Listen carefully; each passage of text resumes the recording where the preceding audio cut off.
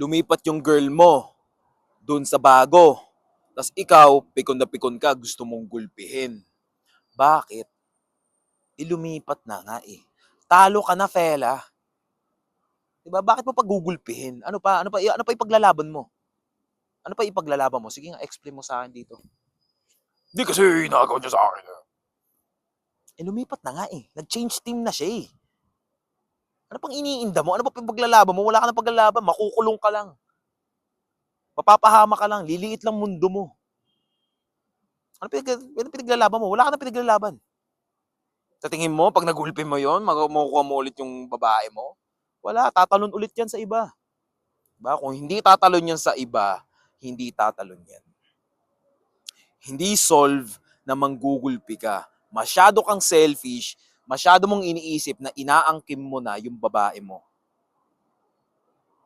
Hayaan mo siya, no? Hayaan mo siyang kung hindi niya ma-appreciate yung lupit mo, hindi niya ma-appreciate yung kaastigan mo, yung best version mo, yung tindigan mo, yung aura mo, yung sipag mo, yung talino mo, kung hindi niya na-appreciate yun, hayaan mo. Diba?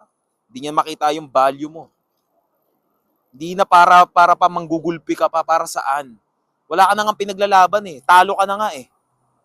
Yung pinaglalaban mo, naging bias na eh. Kumbaga, lumipat na eh. Naging, ano na siya eh. Tawag dito, parang balimbing na siya eh. O, ano paglalaban mo? Wala ka na paglalaban dun.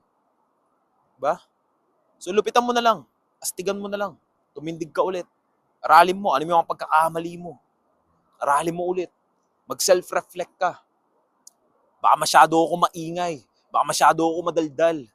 Baka masyado ko siyang pinabayaan. Baka masyado ko siyang napagbigyan.